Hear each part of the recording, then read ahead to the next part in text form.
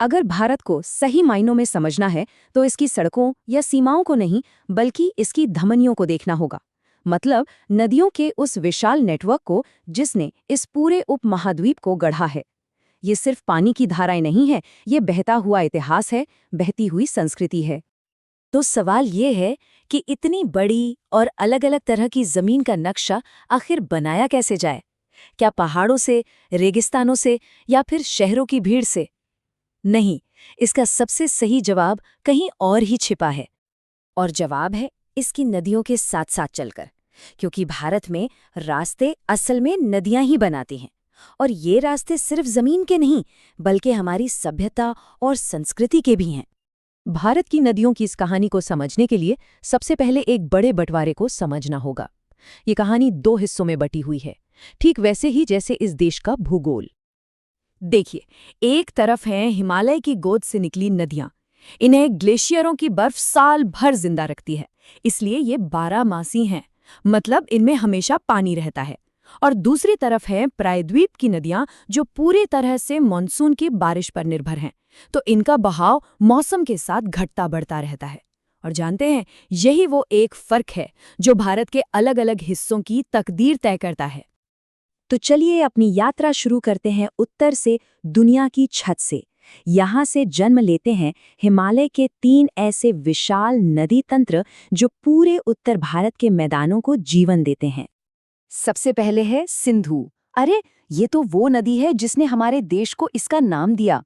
सोचिए जरा, इसका सफर तिब्बत की पवित्र मानसरोवर झील से शुरू होता है और हजारों किलोमीटर बाद ये अरब सागर में जाकर मिलती है। इसकी 5 खास सहायक नदियां झेलम, चेनाब, रावी, ब्यास और सतलुज मिलकर पंजाब यानी 5 नदियों की धरती को सींचती हैं।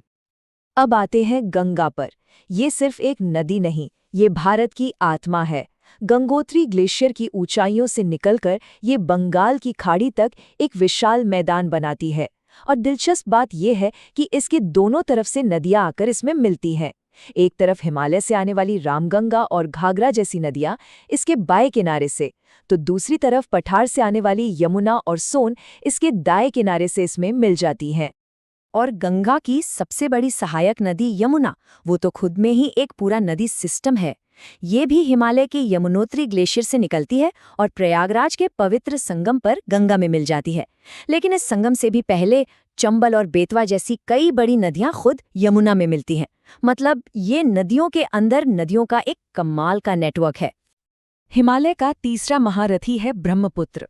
तिब्बत में ये एक अलग नाम सांगपो से बहती है, जिसका मतलब होता है पवित्र करने वाला।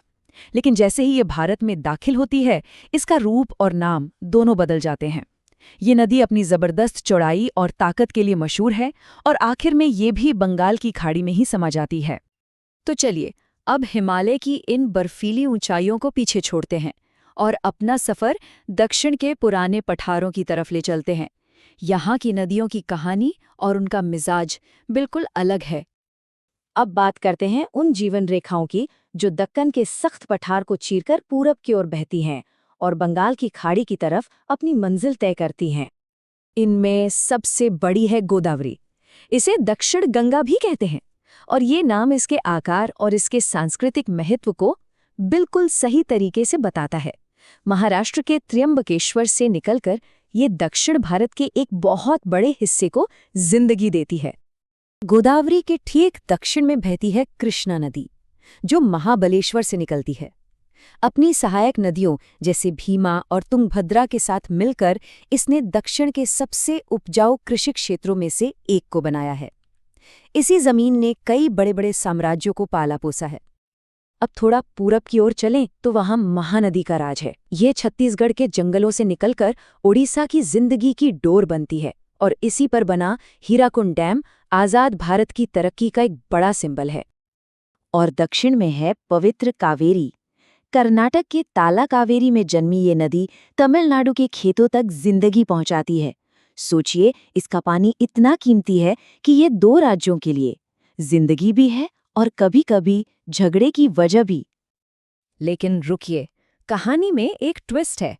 पठार की सारी नदियां पूरब की तरफ नहीं जाती। कुछ नदियां ऐसी भी हैं जो धारा के बिल्कुल उलट पश्चिम की ओर दौड़ लगाती हैं और अरब सागर में जा मिलती हैं।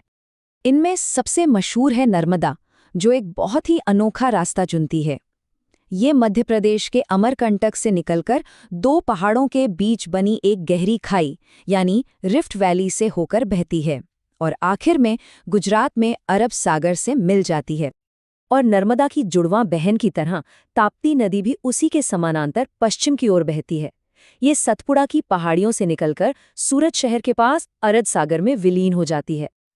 अच्छा, तो ये तो हो गई बड़ी बड़ी नदियां, पर इनके अलावा भी छोटी बड़ी कई और नदियां हैं जो मिलकर भारत का ये पूरा वाटर नेटवर्क बनाती हैं।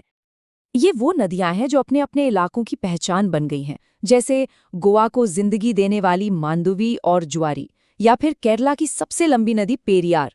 हर नदी की अपनी एक कहानी है, अपनी एक पहचान है, और ये सब मिलकर ही इस देश का नक्शा पूरा करती हैं। तो ये है पूरी कहानी। दो बिल्कुल अलग अलग नदी सिस्टम, एक हिमालय का, दूसरा पठार का।